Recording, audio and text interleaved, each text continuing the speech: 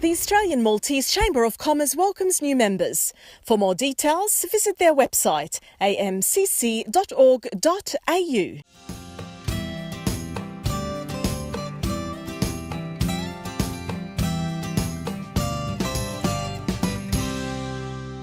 U b'dikiri ħatfuħ ta' mqaret immorru Malta, fejn Mark Avellino ser laqana mal-awtur Awstraljan ta' nisel Malti, Rupert Grech. You're an author and you're known for stories my parents told me.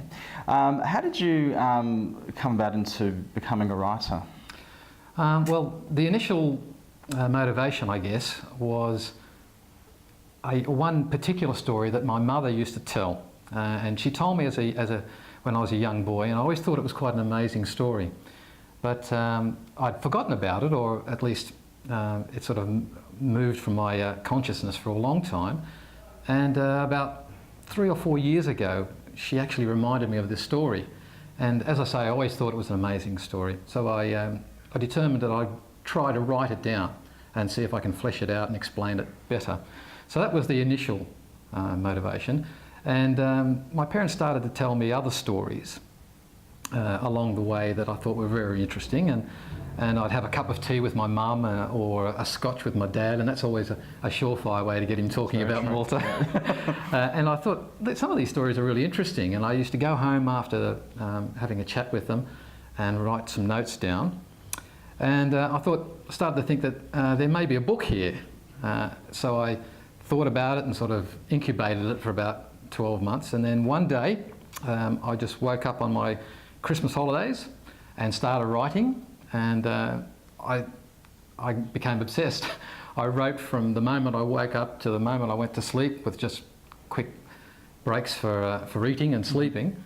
And I wrote the 7 stories in about 6 days. Wow.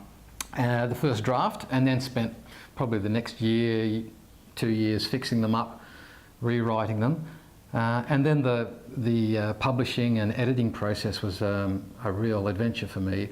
I was fortunate enough to find a publisher here in Malta, Farasha Publishing, who have been very good to me, and an excellent editor. And it's gone reasonably well. So you've achieved the goal of writing a novel, getting it out there, and now you sort of find yourself spending half the year in Valletta, the other half in Sydney still? Or? I live in the Blue Mountains, 2 hours west of Sydney. Yeah. So how do you divide your time? Does that give you this weird identity? You know, are you Maltese? Are you Australian? Are you, how do you kind of define yourself sometimes? I'm getting used to it. Logistically, it is a bit tricky, because everything, just about everything, is either on 12 months or 24-month plans. Things like car insurance, other types of insurance, phone, and all of those things. In terms of nationality, I've always thought of myself as Australian with Maltese background. Yeah. I'm beginning to feel much more Maltese now, especially now that I'm getting used to the language a little bit, and some of the mannerisms and things are creeping in, I think. This is the 4th year I've been here, for 6 months or more. Last year I was here for 9 months. Okay. And I have a sneaking suspicion I might end up here eventually, because I enjoy it so much. But at the moment, really enjoying both countries. Is it a strange process to suddenly find yourself doing this, or did it just kind of instinctively happen from writing the book? Or that's a good question.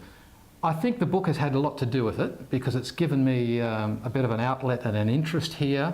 It's given me something to pursue. As I say, I've had a limited amount of success with it here in terms of events like TV and newspaper and signings and that sort of thing, and plus a lot of kudos, which is lovely, from people who've read the book. So I find myself probably becoming more enamoured with the island due to the fact that I've had this interest here. It's allowed me to meet lots of different people, and as I say, the kudos from people and the feedback has made me feel very warm and welcome here. So I know that you've got an interest in music. Do you still play? Or Yes, not so much this year, but I play a little bit of guitar and sing in some of the bars here. I have in the past. This year's been very quiet. In Australia, I used to play bass and sing in a blues band. We used to do a lot of Australian blues, like Stevie Ray Vaughan and that sort of thing. And here I just do an acoustic set where basically I sing a lot of songs that tourists like, old songs that I used to grew up with, just on acoustic guitar. For you, what is the next thing? Are you working on another novel at the moment, or are you know? I really enjoy short stories writing rather than writing a novel. But I've just completed another book, which is about 32,000 words, a series of short stories again. And the premise is a middle-aged man moves house, gets his record player working, starts listening to old songs which reminds him about lots of interesting people and events in his past, plus the odd strange things that happen during the day, during the weeks. It's sort of an attempt at the humorous genre. Yeah. And the Malteseness comes through in a lot of the stories because when you're trying to, I guess, self-analyse, the culture is so important, and those values that have been embedded in you by your parents, through telling stories like this, really come out. And so often I often recognise my Malteseness coming through in a lot of those things. One of the things before the interview, we were just talking about humour and about the Maltese humour, and it'd be nice to sort of talk a little bit about that, how, you know, because your dad was here earlier, and you know, like I know my parents have a very black sense of humour. How do you find the humour compared to the Australian humour? And like when you were growing up, did people misunderstand your humour, or? I think that quite possibly is the case in a lot of the time. As I say, I was brought up with my father, who has that very strong Maltese trait of humour. And if you see people standing on the street speaking, it won't be long before, just a few minutes before, someone will break into laughter or crack a joke. There's a lot of sarcasm. There's a lot of that type of humour that can be misinterpreted, you're right. But I find the people here very affable and very jolly.